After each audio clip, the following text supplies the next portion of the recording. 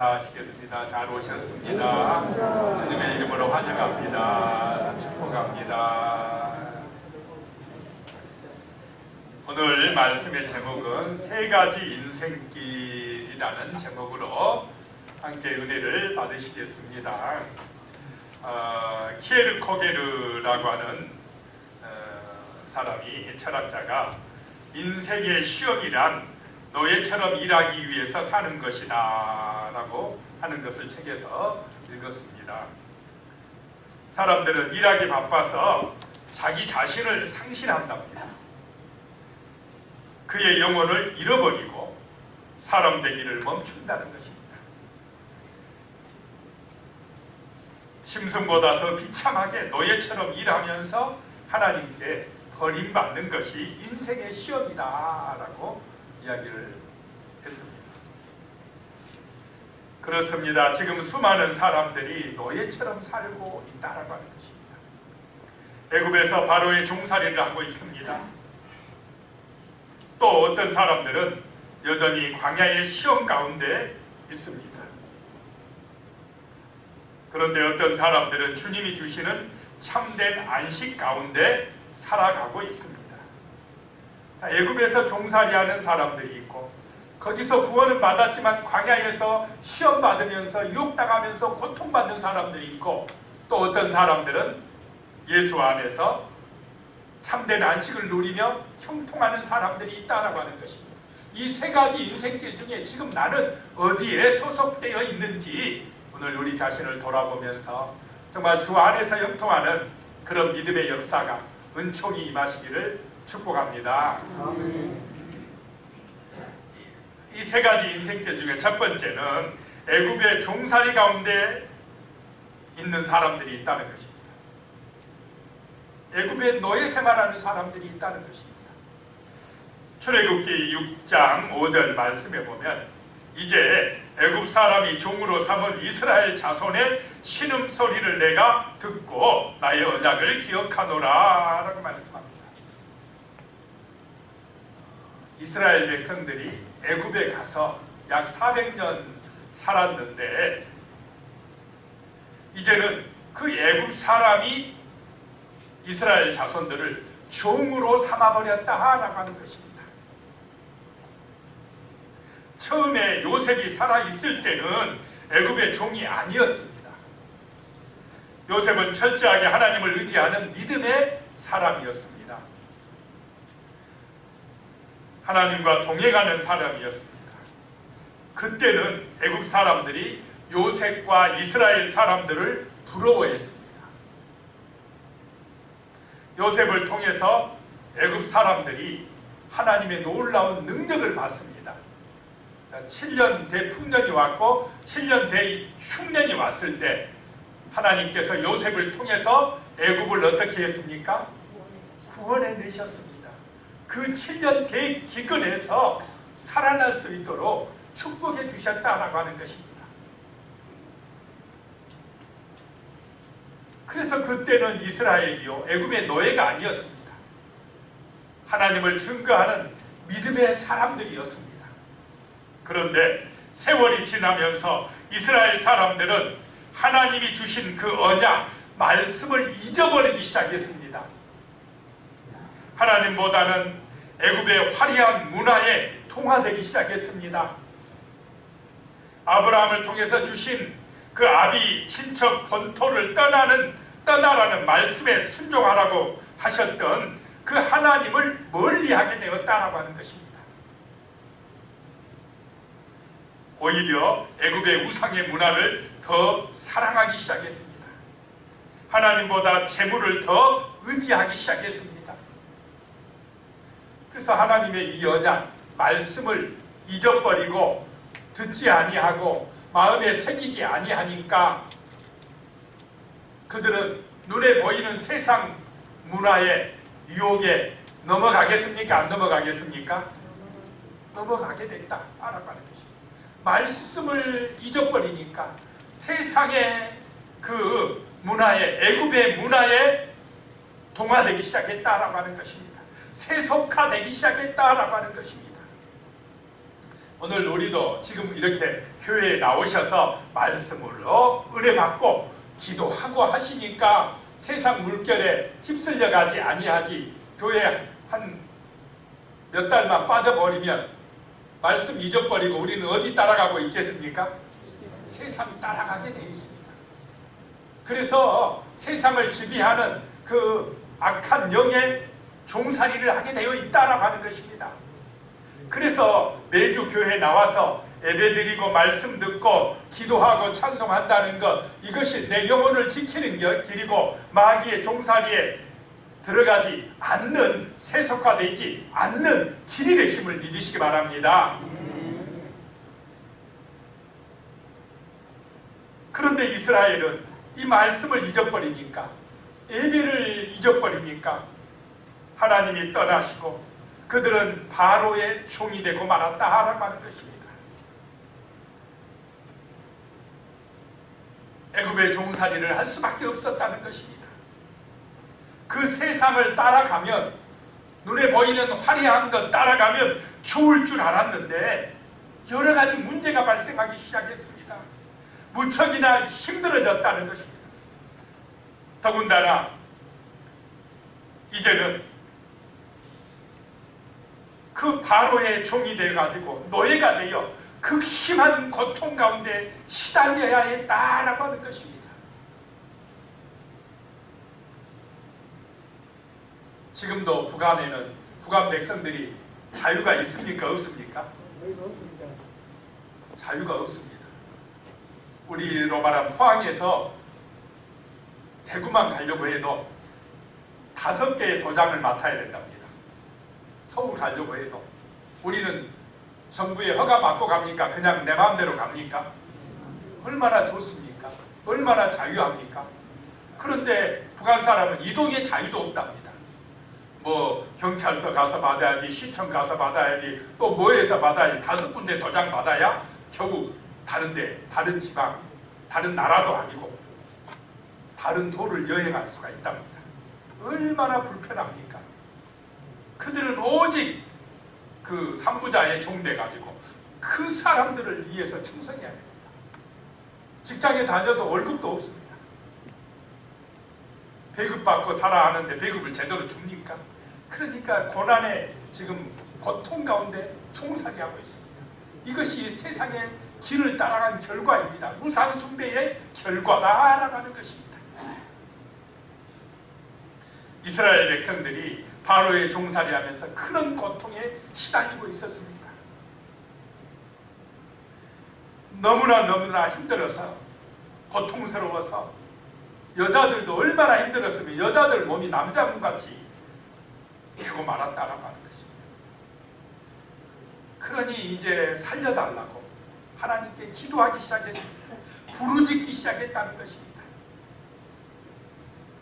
출애굽기 6장 6절에 그러므로 이스라엘 자손에게 말하기를 나는 여호와라 내가 애굽 사람의 무거운 짐 밑에서 너희를 빼내며 그들의 노역에서 너희를 건지며 편팔과 여러 큰 심판들로서 너희를 속량하리라 라고 말씀합니다.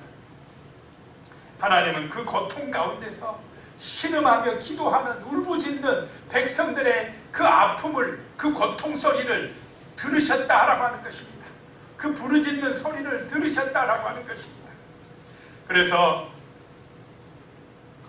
애굽 사람의 무거운 짐 밑에서 너희를 빼내며 그 노역에서 너희를 건지리라, 너희를 속량하리라 라고 말씀을 하시고 누구를 보내셨습니까?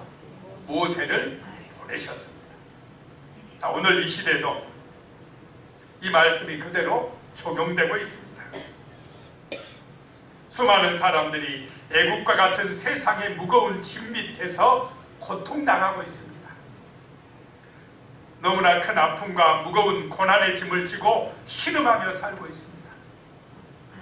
어제 인터넷 뉴스에 잠깐 보니까요, 청소년 마약 범죄 심각, 5년 새 5배 급증 그랬더라고요. 우리의 청소년들이 마약에 지금 넘어가고 있다는 것입니다. 또 고위험 음주 여성 13년 새 2.5배로 증가. 술을 많이 먹는 여성들이 굉장히 많아지고 있다는 것입니다. 이염 수에 오른 여성들이 많아지고 있다. 또 기업가들은 높은 비율의 우울증에 걸려 있다. 기업가들이 우울증 걸린 확률이 지금 30%라고 합니다. 그만큼 힘들다는 것입니다. 그 외에 여러 가지 고통으로 인하여 불안하고 두려움 가운데 살아가고 있다고 하는 것입니다.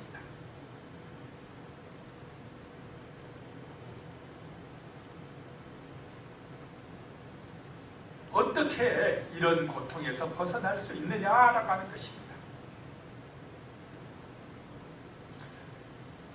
어느 날 한 도시에요, 대형 트럭이 지하로의 입구에 꽉 끼이는 사고가 발생했습니다. 지하차로 들어가다가 걸려버린 겁니다. 차는 앞으로도 못 가고 뒤로도 움직이지 못했습니다. 경찰이 출동하고 구경꾼들이 모여들었습니다. 기술자들이 차를 떼내기 위해 궁리하고 있었습니다. 그때 한 어린이가 트럭 운전사에게 다가와서 말했습니다. 아저씨, 제가 차를 빼낼 방법을 가르쳐 드릴까요? 그랬더니 그 운전기사가요, 됐다 꼬마야, 어른들이 알아서 할 거다, 너는 다친다, 빨리 가라, 그랬습니다. 그랬는데 그 아이가 하는 말이 안 가고, 아저씨 타이어에 공기 조금만 빼세요, 그러더랍니다. 정답입니까? 아닙니까? 때로는 아이한테서 배워야 됩니다. 마음이 순수하면 이렇게요, 문제를 해결할 수가 있다라고 하는 것입니다.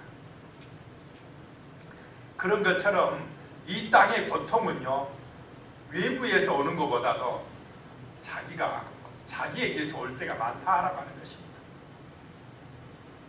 바람만 조금 빼면 되듯이 우리의 힘만 조금 빼면, 내 고집만 조금 내려놓으면, 내 중심이 아니라 하나님 중심이 되면 해결될 문제들이 많다라고 하는 것입니다.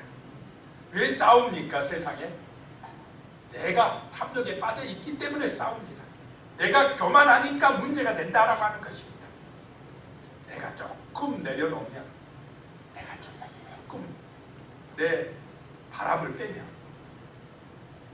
그리고 주님을 받아들이면, 기도하면, 주님의 인도 받으면 우리의 인생의 문제가 해결될 줄로 믿으시기 바랍니다.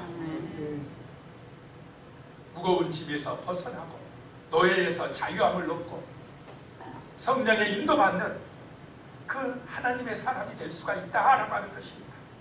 이스라엘 백성들이 애굽에서 종살이 할 때에 그들의 힘으로 그 애굽의 노예 생활에서 빠져나올 길이 있습니까? 없습니까?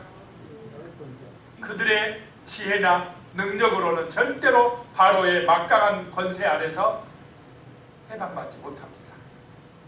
오직 누구의 은혜로 가능합니까? 하나님의 은혜로만이 가능합니다. 이 세상의 문제가 그렇습니다. 죽음의 문제든 분쟁의 문제든 경제적인 문제든 자녀의 문제든 내 힘을 빼고 하나님의 은혜를 구할 때에, 주님을 바라보고 믿고 의지하고 기도하실 때에 우리는 이 타락한 죄악의 문화에서, 마귀의 종살이에서 해방받는 은혜가 임할 줄로 믿습니다. 믿으시기 바랍니다. 지금도 수많은 사람들이 이 애굽의 고통 가운데 종살이하고 있는데, 우리는 먼저 내가 거기서 해방받고 그 영혼들도 건져내는 그런 하나님의 백성들로 살아야 되겠습니다. 두 번째, 인생의 길은요, 광야의 시험 가운데 있는 사람들이 있다라고 하는 것입니다. 2절 말씀에 보면 모세에게 속하여 다 구름과 바다에서 세례를 받고 그랬습니다. 하나님께서 모세를 보내서 애굽에서 종살이하는 이스라엘 백성들을 구원해 내게 하셨습니다. 구름과 바다에서 세례를 받았다라고 하는 것은 홍해 바다를 건너는 체험을 했다라고 하는 것입니다. 그런데 5절에요. 그러나 그들의 다수를 하나님이 기뻐하지 아니하셨으므로 그들이 광야에서 멸망을 받았느니라 라고 말씀합니다. 장정만 60만 명이 애굽에서 종살이하다가 구원을 받았습니다. 노예에서 해방받았습니다. 홍해바다 건너서 광야에 들어섰습니다. 그런데 많은 사람들이 그 광야에서 멸망당했다라고 하는 것입니다. 자, 광야는 누가 인도하는 곳입니까? 하나님이 인도하시는 곳이 광야입니다. 애굽의 종살이에서 구원해 주신 분도 하나님이시고 그 광야의 시험을 통과하도록 구름 기둥으로, 낮에는 구름 기둥으로, 밤에는 불 기둥으로 인도하시는 분이 하나님이시다라고 하는 것을 믿어야 됩니다. 그래야 광야의 시험을, 유혹을, 고통을 통과할 수가 있습니다. 합격할 수가 있다라고 하는 것입니다. 자, 그 시절에는, 모세 시절에는 불기둥, 구름기둥으로 인도하셨지만은 지금은 예수님이 보내주신 성령께서 날마다 우리를 인도해 가시는 줄로 믿으시기 바랍니다. 성령님이 우리가 말씀을 읽을 때, 말씀을 들을 때에 우리 마음에 감동해 주십니다. 깨닫게 하십니다. 기도하실 때에 우리를 붙들어 주십니다. 성령 충만하게 해주십니다. 인도해 주신다는 것입니다.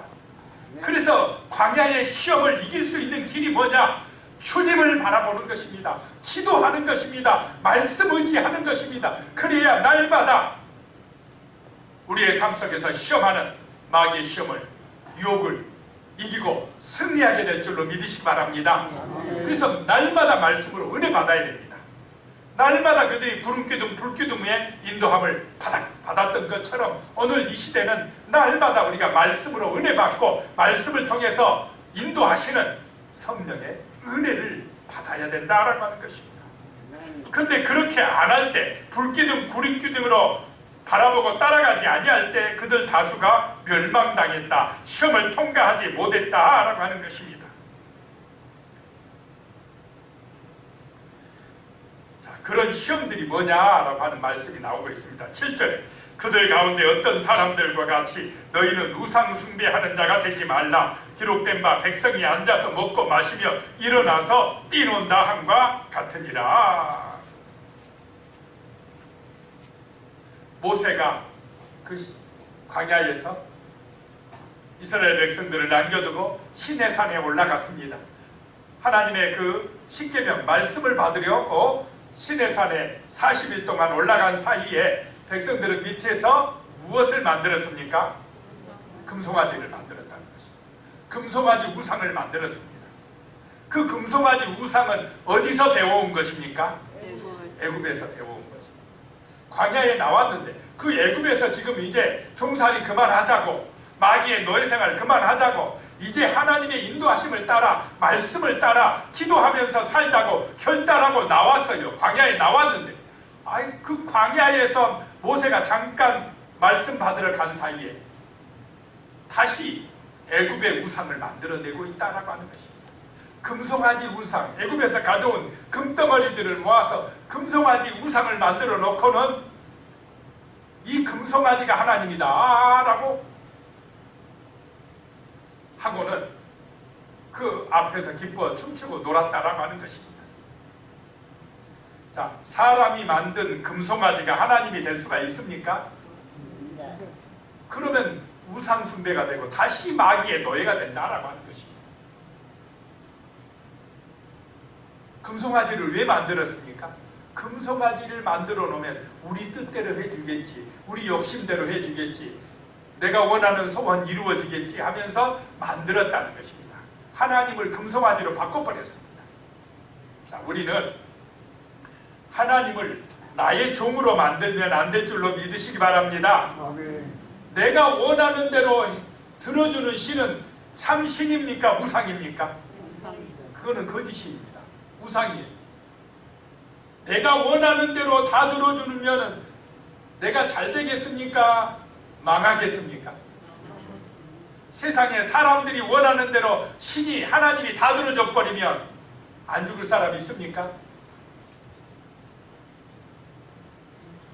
자기 마음대로 돼버린다면 세상이 다 사람들이 다 왕 돼버리면 세상이 온전하겠습니까? 망하겠습니까? 망해가는 것입니다. 자, 참된 하나님은요, 우리 욕심대로 들어주는 분이 아니라 하나님의 말씀대로 우리가 따라오기를 원하시는 분이 하나님이신 줄로 믿으시기 바랍니다. 그래야 세상이 사랑이 넘치고 화목하게 되고 감사하게 되고 하나가 되고 은혜가 넘치게 되고 정말로 복을 받아 누리게 되는 세상이 되어진다라고 하는 것입니다. 그런데 우상숭배는 뭐냐? 내가 원하는 대로 해줄 신을 찾는 것이 우상숭배입니다. 자, 내가 원하는 대로 하면 욕심대로 갑니다. 교만해집니다. 부자되고 타락합니다. 그런데 하나님이 원하시는 대로 가면 우리가 겸손해지고 진실해지고 사랑하게 되고 감사하게 되고 구원받게 되고 정말로 가정이 든든하게 서게 되고 나라가 아름다워지고 복된 나라가 될 줄로 믿으시기 바랍니다. 이것이 사랑의 나라입니다. 하나님의 나라입니다. 세상을 아름답게 하는 것입니다. 그런데 그렇지 못하게 하는 게 우상숭배라는 것입니다. 오늘 이 시대에도 교회에 다니면서도 자기 우상에 빠진 사람들이 많이 있다라고 하는 것입니다. 어떤 사람들은 탐욕의 우상에 빠져 있고, 어떤 사람들은 명예의 우상에 빠져 있고, 어떤 사람들은 쾌락의 우상에 빠져 있고, 취미의 우상, 아이돌의 우상, 기타 여러 우상들에 빠져 있습니다. 자, 이런 우상을 만든 이유가 내 중심입니까? 하나님 중심입니까? 다 내 마음대로 하겠다고. 내가 좀 더 많이 가지겠다고. 내가 더 영광 받겠다고. 전부 다 자기라고 하는 우상에 빠져 있습니다. 자기 중심이라 이 말입니다. 자, 우리는 자기 중심이 아니라 예수 중심이 되시기 바랍니다. 그것이 구원의 길입니다. 복받는 길이다라고 하는 것입니다. 내 중심이 아니라 내 이익이 먼저가 아니라 다른 사람의 이익을 먼저 생각해 주는 사람, 나보다 다른 사람을 더 정말로 귀하게 여겨주는 사람이 하나님이 그 사람을 들어쓰시고 그 사람에게 복을 주시고 그 사람에게 은혜를 주실 줄로 믿으시기 바랍니다. 이것이 복의 길이다라고 하는 것입니다. 자기 중심이면 우상숭배에 빠져 있는 것입니다. 그 다음에 또 8절, 그들 중에 어떤 사람들이 음행하다가 하루에 23,000명이 죽었나니 우리는 그들과 같이 음행하지 말자라고 말씀합니다. 우상 숭배하고 반드시 음행하고 연결됩니다.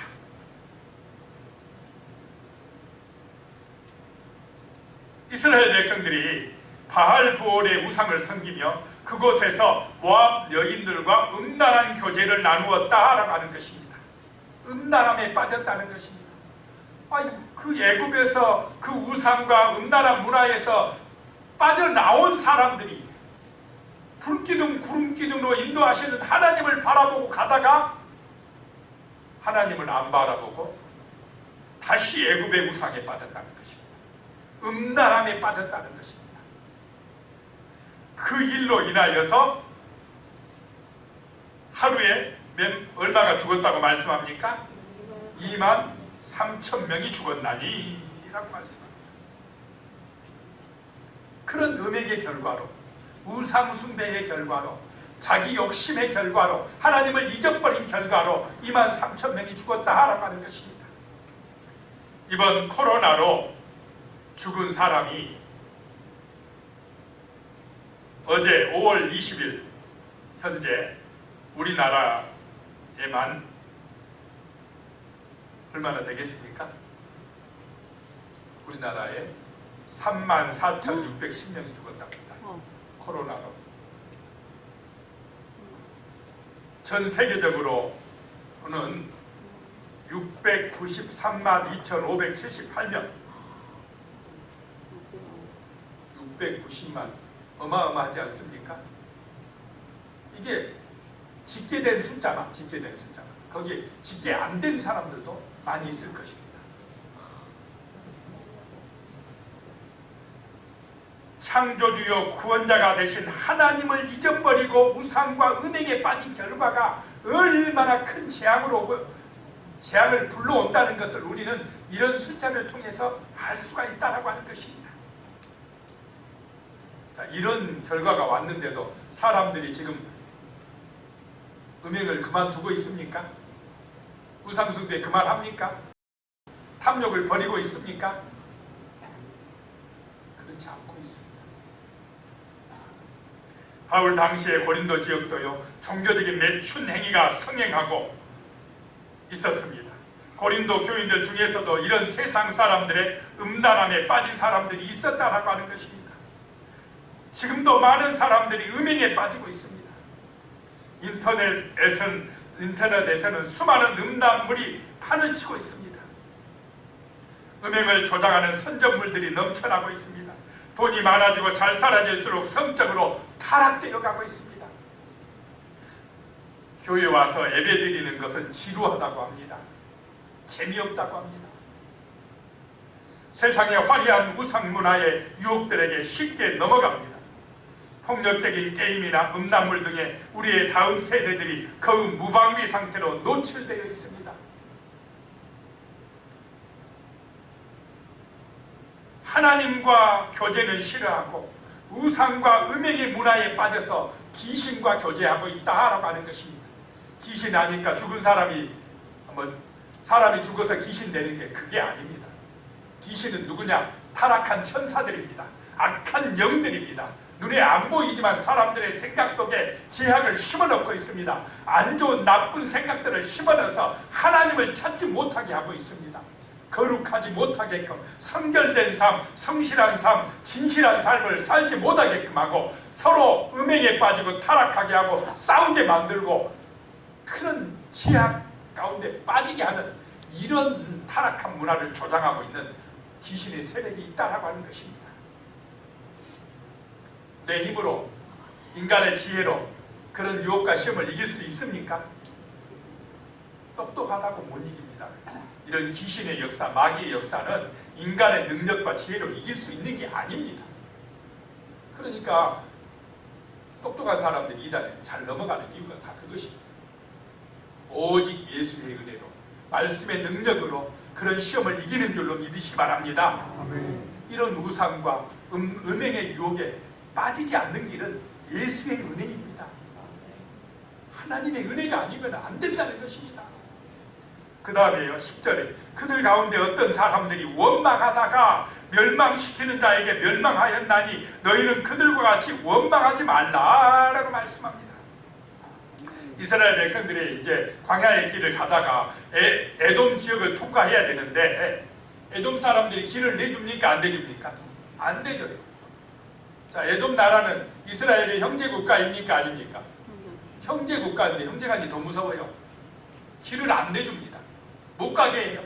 할 수 없이 그 좋은 길 놔두고 먼 길을 돌아가지고 험한 길을 가려고 하니까 백성들이 불평하기 시작합니다.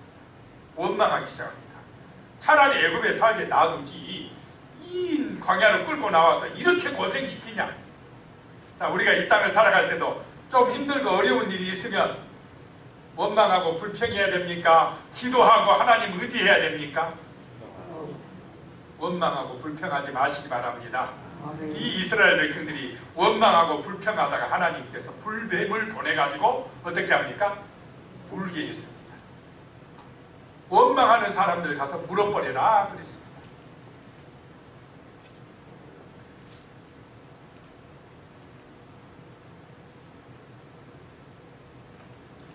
오늘 이 시대도 그렇습니다. 원망과 불평이 너무 많습니다. 자기 우상에 빠진 결과라는 것입니다. 그런데 이런 불평은, 원망은 재앙을 불러온다는 것입니다. 불뱀을 불러온다는 것입니다. 그런데 이런 우리의 광야의 여정 속에 문제가 있고 고난이 있고 시험이 있고 유혹이 있고 어려움이 있을 때에 하나님을 바라보고 기도하시기 바랍니다. 모세가 기도했습니다. 하나님 불법에 물려가지고 이 백성이 죽어갑니다. 하나님 도와주십시오. 하나님 구원해 주시옵소서. 기도하고 간구하니까 하나님께서 모세에게 노뱀을 만들어서 어디에 달라요? 장대에 달아라. 쳐다보는 자는 살리라 라고 말씀했습니다. 기도해야 살 길이 열리는 줄로 믿으시기 바랍니다. 원망하고 불평하면 망합니다. 힘들고 어려운 광야에 시험이 있을 때에도 우리는 기도하고 감사하고 하나님을 의지해야 된다라고 하는 것입니다. 그럴 때 하나님의 능력으로 우리는 구원을 받게 되고 그런 시험과 문제를 통과하게 되는 것입니다. 쳐다보는 자는 살리라 라고 말씀했습니다. 이제 세 번째, 예수님 안에서 형통한 사람들이 있다라고 하는 것입니다. 3절에 보면 다 같은 신령한 음식을 먹으며, 신령한 음식은 하늘에서 내려준 만나입니다. 날마다 만나를 내려주셔서 그들이 굶어 죽지 않게 한 줄로 믿으시기 바랍니다. 일용할 양식을 주셨습니다. 하루하루 은혜로 살게 하신다라고 하는 것입니다. 오늘 이 시대도 은혜로 사는 줄로 믿으시기 바랍니다. 걱정하지 마시기 바랍니다. 원망하지 마시기 바랍니다. 기도하시고 하나님이 주시는 일용할 양식의 은혜를 받으시기 바랍니다. 4절에 다 같은 신령한 음료를 마셨으니 이는 그들을 따르는 신령한 반석으로부터 마셨음에 그 반석은 곧 그리스도시라 라고 말씀합니다. 물이 없었습니다. 그런데 모세가 반석을 치니까 거기서 생수가 쏟아져 나왔습니다. 지금 바울은 그 반석을 신령한 반석이라 말씀합니다. 그 신령한 반석이 누구라고요? 곧 그리스도였다라고 하는 것입니다. 모세 시대에도 예수가 반석이 되셨다라고 하는 것입니다. 그럼 오늘 이 시대에도 우리에게 신령한 물을 주시는, 생수를 주시는 그분이 예수이신 줄로 믿으시기 바랍니다. 예수님이 우리를 일용할 양식으로 먹이시고 신령한 물을 주시고 생수를 주시고 인도해 주신다, 부족함이 없도록 도와주신다라고 말씀을 하고 있습니다. 예수님이 우리의 삶의 공급자이심을 알아야 됩니다. 그것이 형통의 길입니다. 예수님을 바라볼 때에 은혜의 삶이 되며 감사의 삶이 되며 부족함이 없는 삶이 되는 줄로 믿으시기 바랍니다.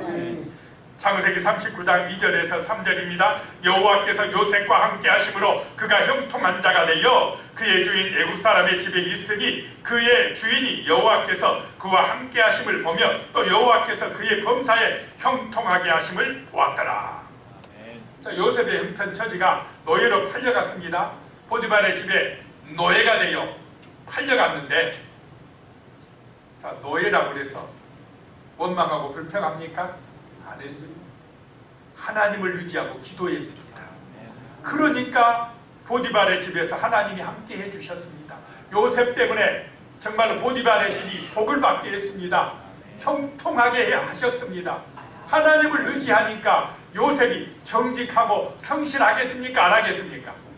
정직하고 성실하게 일했어요. 하나님 모르는 다른 청지기들은 그냥 보디발의 재산을 빼먹으려고 눈이 어두웠어. 빼먹으려고 막 머리만 씁니다. 부정직합니다. 그런데 요셉은 달랐습니다. 정직합니다. 성실합니다. 그러니까 그 집 살림이 늘어납니다. 다른 종하고 다르네. 보디발이 볼 때 역시 하나님 믿는 사람이구나. 다르네. 그래서 요셉을 인정해 줍니다. 모든 것을 요셉에게 맡겨버립니다. 이것이 형통의 길인 줄로 믿으시기 바랍니다. 고린도전서 10장 31절에 그런즉 너희가 먹든지 마시든지 무엇을 하든지 다 하나님의 영광을 위하여 하라 이 말입니다. 먹을 때도 하나님 영광, 마실 때도 하나님 영광, 일을 할 때도 하나님 영광. 그런 자세로 정말로 예수의 정신으로 예수 중심으로 일하는 사람이 얼마나 성실하게 하겠습니까? 얼마나 진실하게 하겠습니까? 무슨 일을 하든지 자기 일처럼 정말로 힘써서 잘해주니까 주인이 인정해 줍니다. 칭찬받게 됩니다. 그래서 복을 받게 될 줄로 믿으시기 바랍니다. 주님의 영광을 위하여 일하라라고 하는 것입니다. 이것이 형통의 삶의 비결입니다. 고린도전서 10장 24절에요. 누구든지 자기의 유익을 구하지 말고 남의 유익을 구하라 라고 말씀합니다. 이것이 성도의 삶의 자세여야 합니다. 자기 중심이 아니라 하나님 사랑, 이웃 사랑을 실천하는 것입니다. 내 이익보다 남의 이익을 생각하는 성도의 삶을 사시기 바랍니다. 내가 저 사람을 섬겨주면 그러면 내가 손해입니까? 저 사람이 나를 섬겨주겠습니까? 안 섬겨주겠습니까? 나를 귀하게 여겨줘요. 내가 사랑하면 그대로 내게 돌아옵니다. 베풀면 내게 복이 되어 돌아옵니다. 이런 삶이 형통한 삶이라는 것입니다. 예수와 함께하는 삶이라는 것입니다. 참된 안식을 누리는 성도의 삶이라는 것입니다. 고린도후서 5장 17절에 그런즉 누구든지 그리스도 안에 있으면 새로운 피조물이라 이전 것은 지나갔으니 보라 새 것이 되었도다 라고 말씀합니다.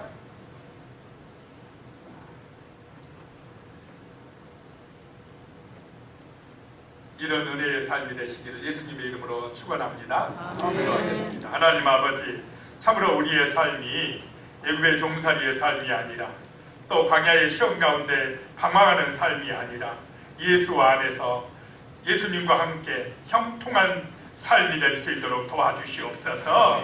우리의 삶의 중심에 예수가 계시고 예수의 삶을 본받아서 나보다 남을 더 귀하게 여기고 남의 이익을 위하여 살아감으로 내가 복을 받고 형통하게 되고 승리하는 그런 예수 안에서 형통한 삶을 살아갈 수 있도록, 그런 안식의 삶을 살아갈 수 있도록 주여 날마다 기도하게 하시고 날마다 감사하게 하시고 날마다 주님의 은혜 안에서 성령의 인도받는 삶이 되게 하여 주시옵소서. 예수님의 이름으로 기도드리옵나이다. 아멘.